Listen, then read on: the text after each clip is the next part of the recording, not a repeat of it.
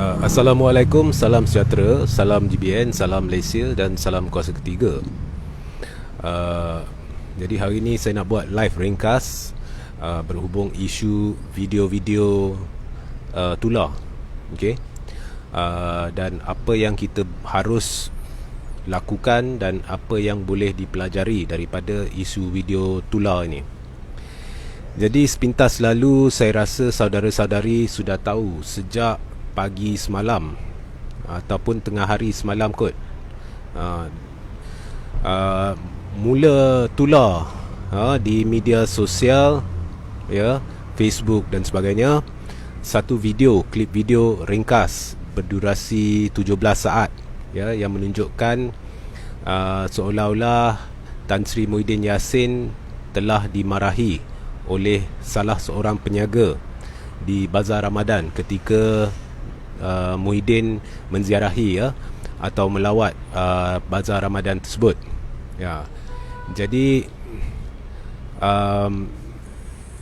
kalau kita lihat, ya, video tu yang ditularkan oleh ramai pihak, okey, saya perhati dulu, memang kalau kita dengar audio, okey, peniaga tu yang kononnya memarahi Muhyiddin tu memang agak tidak jelas. Memang agak tidak jelas dan kelihatan seolah-olah peniaga itu memarahi Muhyiddin. Okey. Jadi pertama sekali, video tu telah dirakam berkemungkinan tinggi oleh seorang peniaga. Kita tak tahu, mungkin peniaga atau mungkin orang yang berada di dalam perkarangan gerai-gerai. Sebab kalau kita tengok sudut penggambaran tu nampak begitulah. Okey, kedua,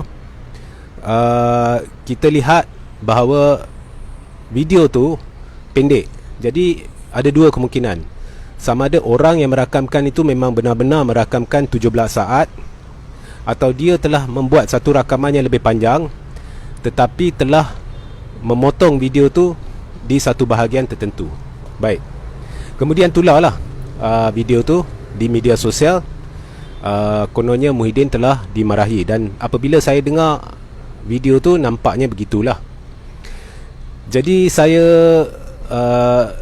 ambil video tu dan saya buat pemberitahuan bahawa memang ada satu video yang tengah tular yang mencadangkan, ya, mencadangkan bahawa Tan Sri Muhyiddin Yassin telah dimarahi. Kemudian setelah beberapa lama saya nampak satu lagi video. Kali ini video ni adalah interaksi antara beberapa individu dengan peniaga yang bertanggungjawab tu. Okey, peniaga yang kononnya memarahi Muhyiddin. Jadi pihak yang membuat video kedua tu, dia bijak. Apa yang dia buat ialah dia puji peniaga tu dan dia suruh peniaga tu ulang cara dia bercakap. Jadi dari video kedua tu kita boleh lihat bahawa ianya sebenarnya adalah satu cara marketing oleh peniaga tersebut. Cara dia bercakap untuk menarik pelanggan. Dan apabila kita nilai video kedua dan kemudian kita nilai balik audio pertama, berkemungkinan tinggi lah, saya tak dapat pastikan lah, berkemungkinan tinggi, okey, kalau ada soalan saya akan jawab selepas ni. Jadi John Junior, apa pendapat RJR yang Tun M nak sertai Kerajaan Perikatan Nasional? Saya akan jawab selepas ni. Jadi saya tak dapat pastikan mana satu yang betul, tapi nampaknya kalau kita ambil video kedua tu, nampaknya bahawa itu adalah peniaga yang telah yang suaranya didengari dalam video pertama, dan itu sebenarnya adalah satu marketing gimmick dia, ya, maknanya dia bukan memarahi Muhyiddin.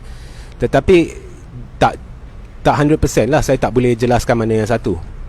So saya post pula video kedua, bahawa muncul video kedua yang juga tular, yang mencadangkan Muhyiddin sebenarnya tidak pernah dimarahi.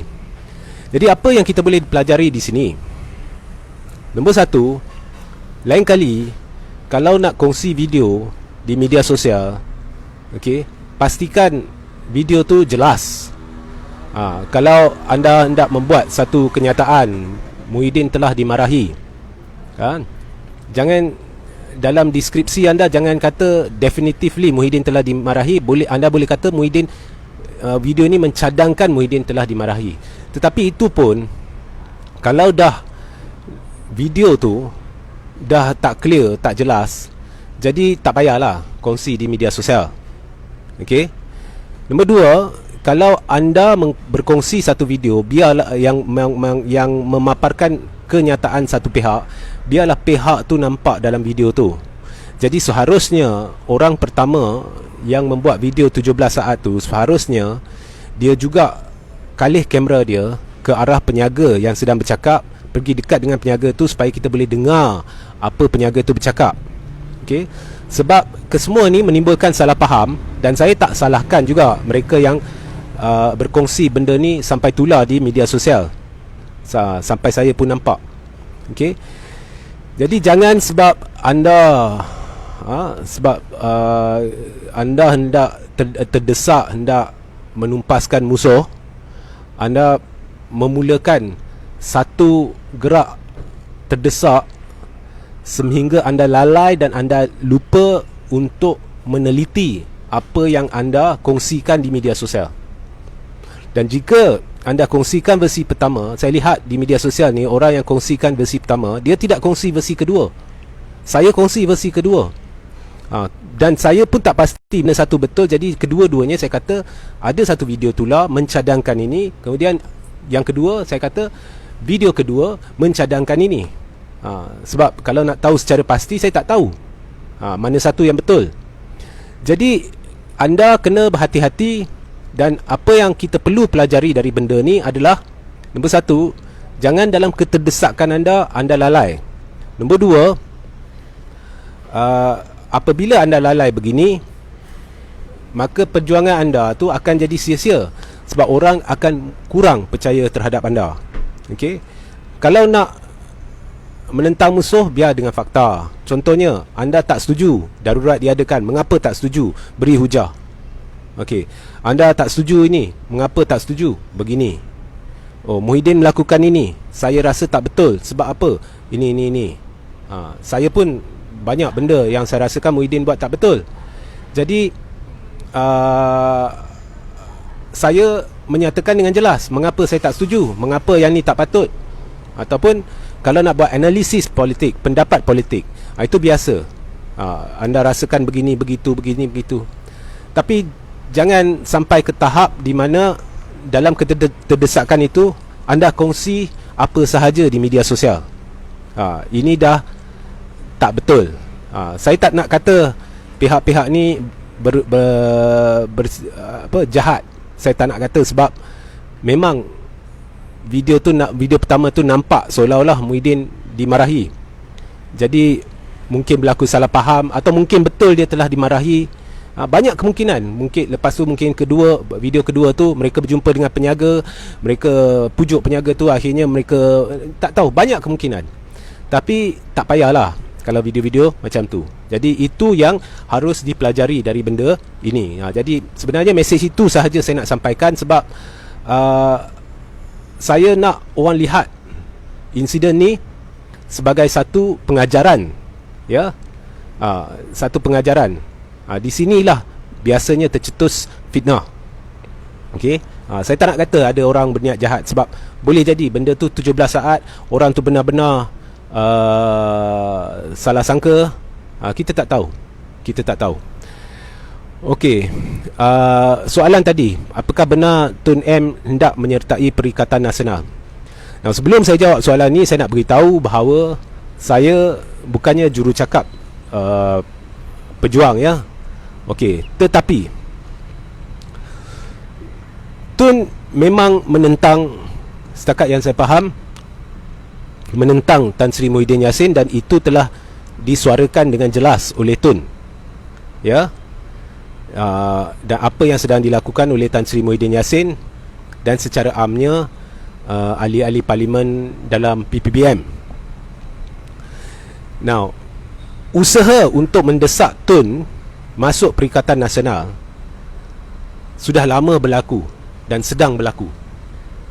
Dalam pada pemimpin-pemimpin Perikatan Nasional ni, atau pucuk pimpinan dia di luar, dia memberi persepsi bahawa Perikatan Nasional ni kuat dan sebagainya. Kita tahu ianya bukan kuat. Kita tahu Perikatan Nasional khususnya PPBM tidak ada akar umbi. Kita tahu parti ni amat lemah dan parti ni akan kena teruk di PRU 15. Jadi kalau ada desakan untuk Tun masuk kembali ke PPBM, dan memang ada dan sedang ada. Pertama, kita boleh lihat bahawa ini menunjukkan PPBM terdesak. Nombor dua, kita lihat bahawa oleh kerana yang pihak yang terdesak ni PPBM, dan mereka sedang menjemput Tun kembali ke PPBM, dan dah lama benda ni berlaku, maka ianya kena ikutlah syarat Tun. Now, syarat Tun adalah jelas. PPBM memang langkah dia dari awal adalah silap sebab dia bekerjasama dengan kleptokrat. Okey?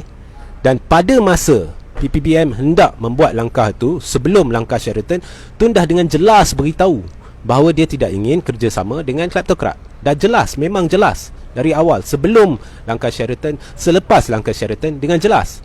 Tapi PPBM teruskan. Maknanya pihak yang telah bersekongkol dengan kleptokrat tu, dia yakin selepas terbentuknya kerajaan baru akan berlaku kemasukan beramai-ramai ahli parlimen ke dalam blok kerajaan.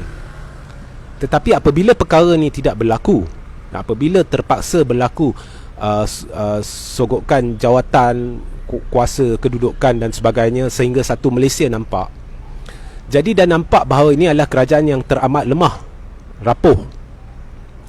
So memang terdesak dan perlu ikut syarat Tun. Now, obviously kalau Tun tak suka apa yang Tan Sri Muhyiddin Yassin buat, obviously kalau Perikatan Nasional atau PPBM ingin Tun kembali, maka mereka perlu bersetuju agar Tun menjadi Perdana Menteri. Tan Sri Muhyiddin Yassin perlu bersetuju agar dia berundur untuk benarkan Tun menjadi Perdana Menteri. Okey? So Tun membuat sidang media dan memberitahu pandangan, menyuarakan pandangan dia dan memberitahu apa yang berlaku, dan apa yang dia ceritakan adalah benar setakat yang saya faham, iaitu memang berlaku desakan dan sedang berlaku desakan dari dulu sampai sekarang agar Tun menyertai Perikatan Nasional. Tapi PPBM kena ingat bahawa PPBM sebenarnya tak jujur. Kalau benar jujur, PPBM tidak akan menyingkirkan Tun dari parti itu. Yalah, mereka memetik perlembagaan, mereka kata Tun secara automatik terlucut jawatan dan sebagainya. Tetapi ada juga kes di mana ahli parlimen ADUN PPBM tu dilihat bersama pejuang, berkempen bersama pejuang, tetapi dalam kes itu sebab kerajaan Johor rapuh, benda tu tidak diambil tindakan.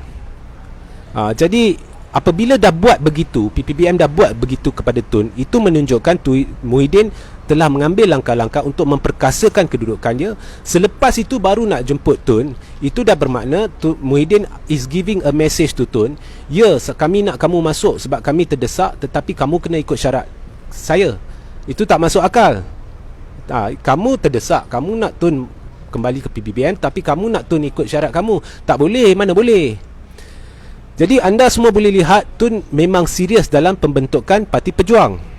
Dan Parti Pejuang memang kalau kita lihat 75% lah atau 80% jentera PPBM tu sudah ada di belah Pejuang. Dan yang belum tu mereka hanya tunggu parlimen dibubarkan. Sebab selagi parlimen tak dibubarkan, tak ada sebab mereka bergerak.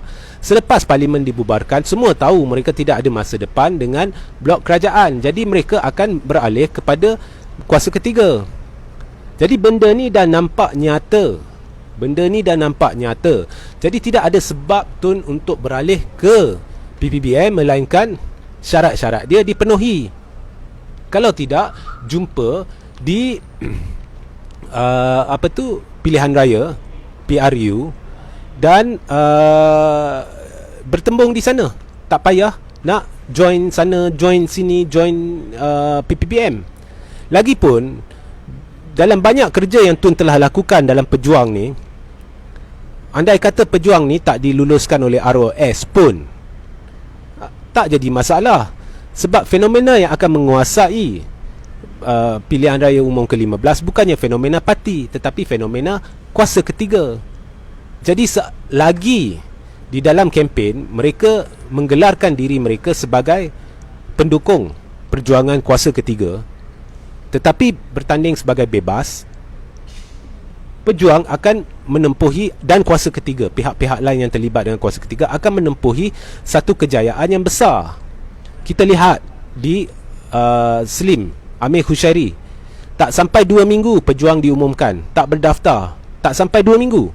Lepas tu dia bertanding sebagai calon bebas.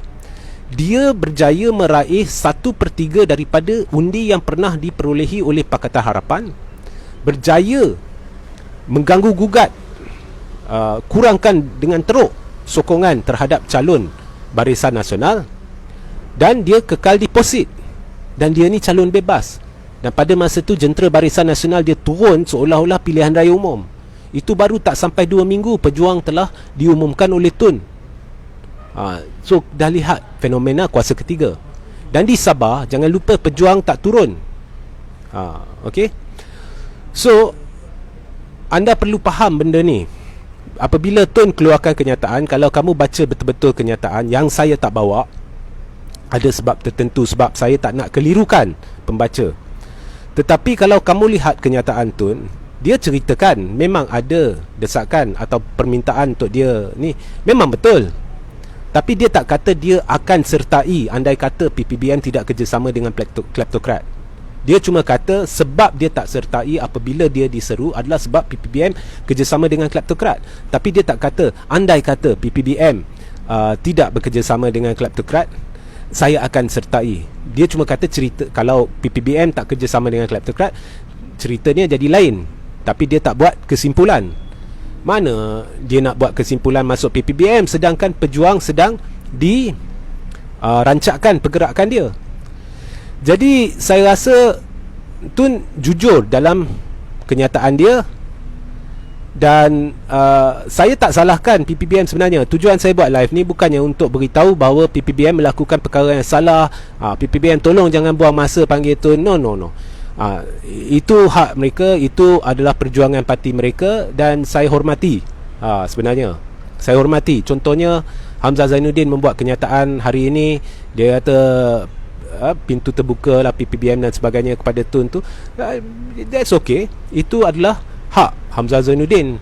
So saya bukannya jenis oleh kerana saya tak suka PPBM, saya Hamzah buka mulut saya nak serang Hamzah, Muhyiddin buka mulut saya nak serang Muhyiddin. Ini berkat no.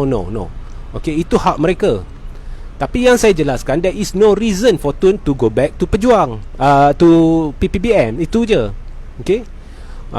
So saya nampak situasinya seperti nasi dah jadi bubur lah. Okay. So kalau saya ulang ya, kalau PPBM benar-benar jujur, okey, pelawa Tun, dan kita lihat macam mana nak factor in pejuang dalam equation PRU 15. Jangan suruh bubarkan pejuang atau berhentikan pejuang, jangan suruh lah, itu nonsense. Tetapi kalau jujur, okey, Muhyiddin tak kerjasama dengan kleptokrat, dia pelawa Tun, dan dia hentikan, dia turun sebagai Perdana Menteri. Okey, so itu salah satu soalan tadi yang setelah saya jawab sebaik yang saya fikir saya boleh lah. Okey, jadi ada apa-apa soalan? Kalau tidak, saya nak akhiri live yang ini. Pasal Laskar Cyber ni yang duk berak ni, jangan hirau lah. Jadi saya tunggu 1-2 minit. Kalau ada soalan sila tanya. Kalau tidak ada, kita akhiri live ini. Ya, ada apa-apa soalan lagi?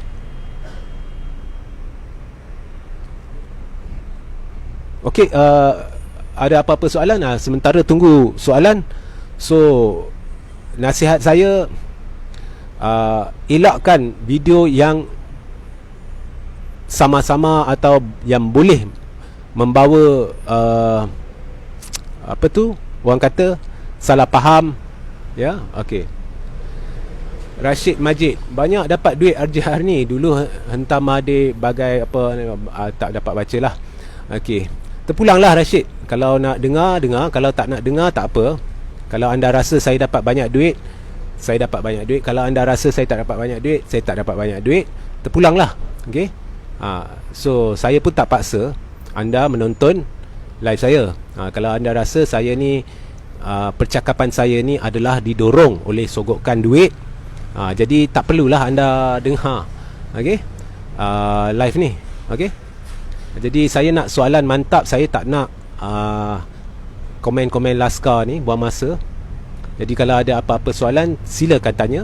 Jadi bila Zahid akan dipecat? Fariz,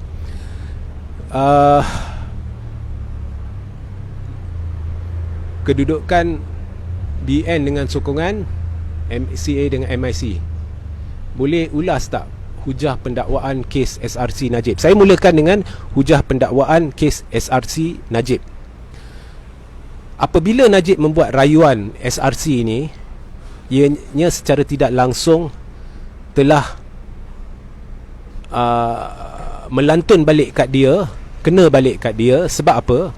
Pendakwaan telah memantapkan lagi hujah mereka, dan ini sekaligus telah memungkinkan pihak pendakwaan menunjukkan kepada rakyat dengan lebih jelas, nombor satu, pihak pembelaan atau peguam-peguam Najib tidak mempunyai hujah-hujah yang bernas untuk merayu.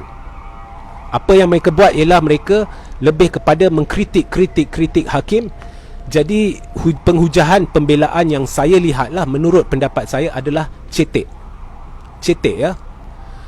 Jangan lupa, selepas Najib dijatuhkan hukuman di luar perkarangan mahkamah, pada hari dia dijatuhkan hukuman, Najib dan Syafiq Abdal membuat Najib dan Syafiq Abdullah, iaitu peguam Najib, membuat press conference di luar perkarangan mahkamah, dan di situ Syafiq Abdullah atau peguam Najib secara jelas memuji hakim sebagai seseorang yang telah melakukan kerjanya dengan telus.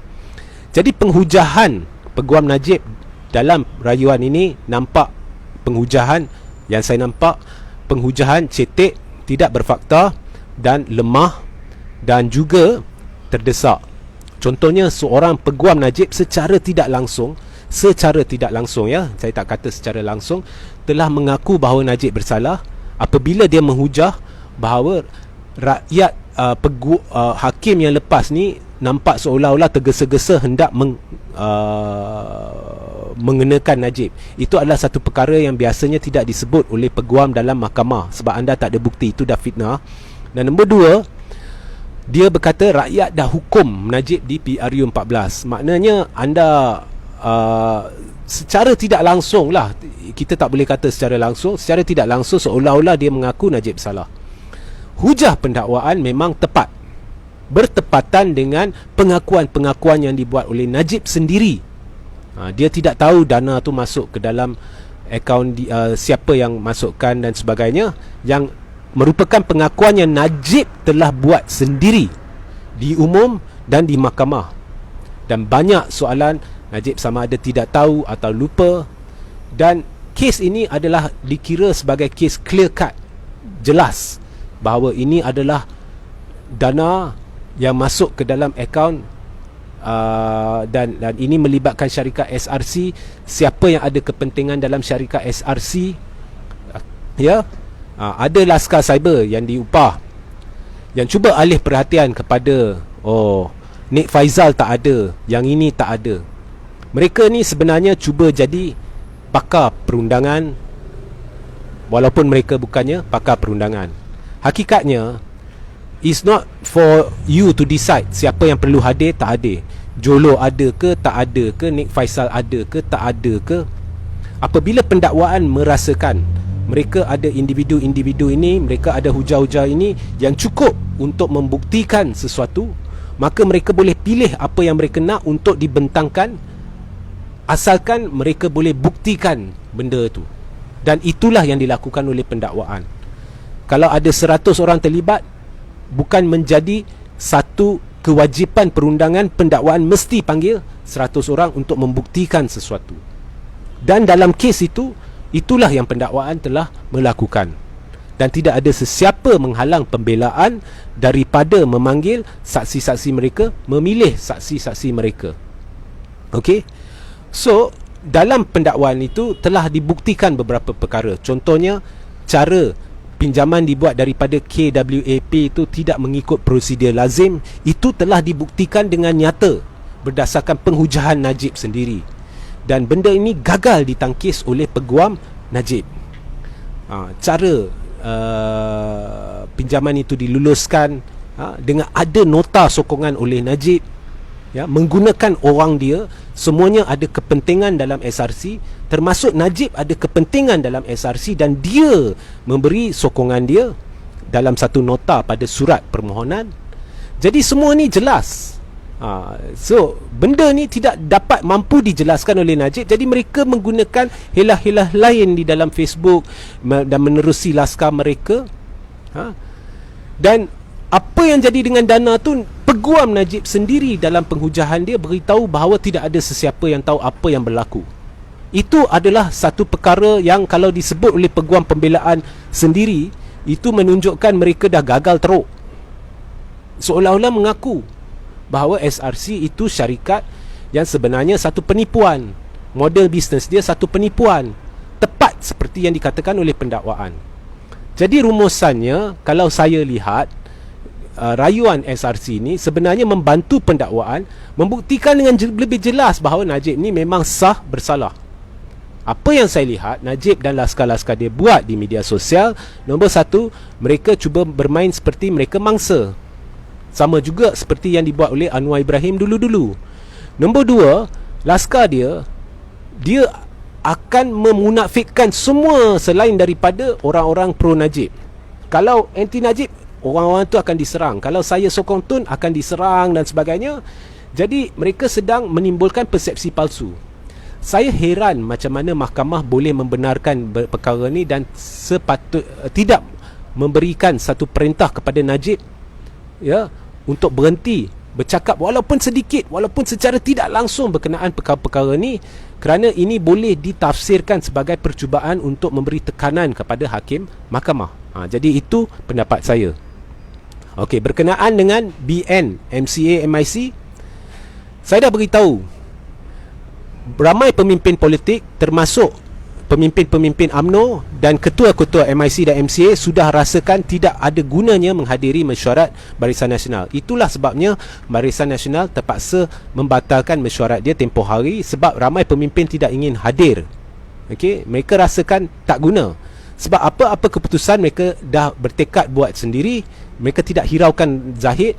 Bagi mereka, Zahid adalah Presiden UMNO dan pengerusi Barisan Nasional on paper, atas kertas sahaja. Okay? So memang ada perkara-perkara tertentu yang akan berlaku, tetapi sekarang ada pihak-pihak yang sedang tunggu dan lihat, membaca senario politik bagi memastikan langkah mereka tu adalah bertepatan dengan satu formula yang boleh menempuhi kejayaan. So ada pergerakan-pergerakan melibatkan bahagian-bahagian cawangan-cawangan yang banyak dalam UMNO untuk mencetus EGM agar Zahid boleh disingkirkan. Tapi apa pun, sekarang sedang ada usaha untuk ada cadangan untuk mungkin dalam seminggu ni tunggu dan lihat. Okey. So itulah yang saya faham. So ini telah menjawab secara tidak langsung berhubung isu pemecatan Zahid dan kerjasama MCA dan MIC dalam Barisan Nasional. So Zahid ni tidak akan bertahan lama dalam UMNO. Persoalannya bukannya sama ada Zahid akan bertahan. Persoalannya siapa yang akan berjaya menguasai UMNO. Adakah kumpulan pro Muhyiddin atau kumpulan anti Muhyiddin? Yang saya faham, kumpulan pro Muhyiddin tidak berjaya mempengaruhi majoriti akar umbi pemimpin bahagian dan cawangan UMNO. Tapi apa pun, secara demokratiknya kalau dibuat EGM, benda tu boleh diputuskan lah. Okay? So tak ada soalan lagi ya. Okay. Yes, tanda-tanda Zahid nak kena tendang keluar. Yes. Yes. Okay. Sehingga kita berjumpa ulas kerjasama Anwar Zahid, itu di lain masa. Sebab kita lihat waktu ya. Okey, sehingga kita tapi saya takkan lupalah. Tapi kerjasama Anwar Zahid ni banyak saya dah ulas. Okey, Sehingga kita berjumpa esok atau lusa. Jangan lupa sebentar lagi saya akan letak link ya kepada saluran Telegram saya di ruang komen. Jadi pastikan anda sertai saluran Telegram saya. Jadi wassalamualaikum, salam sejahtera, salam GBN, salam Malaysia dan salam kuasa ketiga.